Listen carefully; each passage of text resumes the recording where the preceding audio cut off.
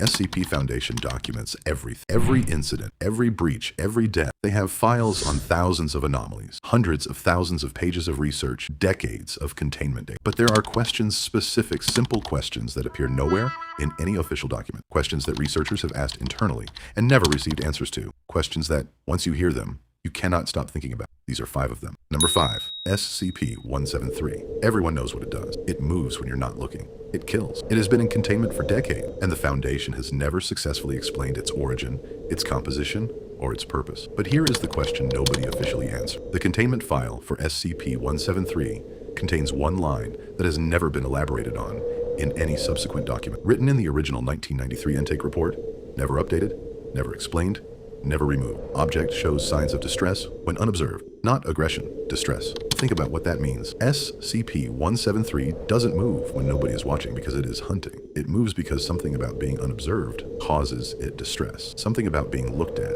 is the only thing that makes it still. The violence, the kills, the broken necks, those happen in the fraction of a second between one blink and the next, in the single moment when every eye in the room has looked away. The Foundation's official position is that SCP-173 is a hostile, anomalous entity requiring strict containment protocol. They have never once addressed the possibility suggested by their own original documentation that SCP-173 isn't aggressive, that it's desperate, that it moves toward people not to kill them, but because being seen is the only thing it has. And the kill happens not out of malice, but out of something closer to panic, the blind, violent reaction of something that has been alone in the dark for a very long time, lunging toward the only warmth it knows how to find. The Foundation has never commented on this interpretation. They removed that line from all updated versions of the document. The original still exists in archived records. Number 4, SCP-049. He believes he is curing a disease. Every person he touches, he calls disease. Every person he touches dies and reanimates as something hollow and violent. The Foundation's official position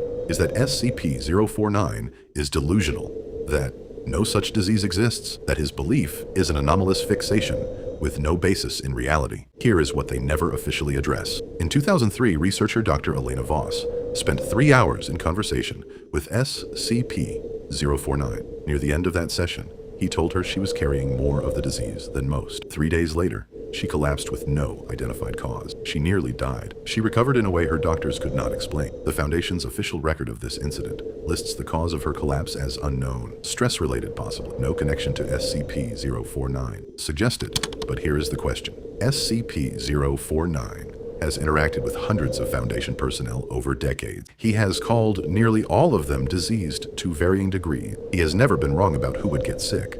Not once. The Foundation has never published any research exploring the possibility that SCP-049 is not delusional, that the disease he sees is real, that whatever he is perceiving in human bodies, whatever biological or anomalous marker he has spent centuries trying to cure exists, and he is the only thing that can detect it. They have never published it because the follow-up question is worse. If the disease is real, and he can see it, and his cure doesn't work, what happens when it progresses on its own? Number 3, SCP-682. It hates everything alive. The Foundation has tried to destroy it 47 times. It survives everything. It adapts. It grows. And in every documented interview, it has expressed one consistent desire: to end all life. Here is what nobody asks out loud. SCP-682 has demonstrated repeatedly that it is highly intelligent. It communicates. It reasons. It has shown the ability to plan, to anticipate, to understand complex situations. In several documented encounters, it has demonstrated awareness of things it should have had no way of knowing. So here is the question. If SCP-682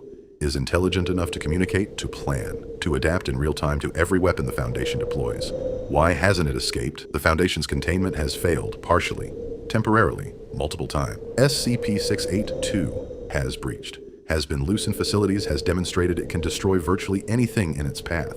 And every single time it has been recontained, not because the Foundation stopped it. Because it stopped, there is no official explanation for this, no document that addresses why an entity of SCP-682's capability, with its stated goal of ending all life, has not simply done so, why it returns, essentially, to captivity after every breach, why something that cannot be destroyed allows itself to be recontained by the same organization that keeps trying to kill it. One researcher's private note, never submitted as an official report, contained a single question: what if it needs us to keep trying? Number 2, SCP-3008, an IKEA that never ends. People fall in, wander the infinite store, try to survive, while the staff tall, featureless, hostile after dark hunt. The Foundation knows about it. Has no years, has documented dozens of people who have entered and never come out. Here is what they never explain. Some people come out, not many, but some. The exit appears, sometimes without warning a door, back to the real IKEA, to the parking lot, to the outside world. It has appeared for people who have been inside for days, for weeks, for months. Some of them don't take it. This is documented. Foundation interviews with recovered survivors reference other survivors who saw the exit and chose to stay. Not because they were confused, not because they didn't recognize, because after enough time inside SCP 3008, something about the infinite store, the community that forms there, the strange flat sameness of it, becomes preferable to coming back. The Foundation has never investigated why, has never explored what it means that a pocket dimension built like a furniture store, staffed by things that want to kill you, with no natural light and no way to know what time it is, has become, for some people, a better option than the world they came from. They document it, they note it, and then they move on. The question they don't ask is the one that stays with you. What does it say about the world outside that some people, given the choice, look at the door home and close it? Number 1. SCP-939. It hunts by sound. It replicates human voices perfectly, the exact voice of everyone it has ever killed, carried in its calls, used to lure the living. The Foundation knows this. Containment protocols specifically address it. Do not respond to voices heard near SCP-939 containment. Do not engage. Do not move toward the sound, no matter what you hear. Here is what the official documentation never addresses. SCP-939 doesn't just replicate voices. It replicates specific things those voices said, specific words, specific phrases, things that only that person would say to you specifically. Your name said the way only one person says it. A phrase from a conversation that happened years ago. Words you haven't heard since someone died.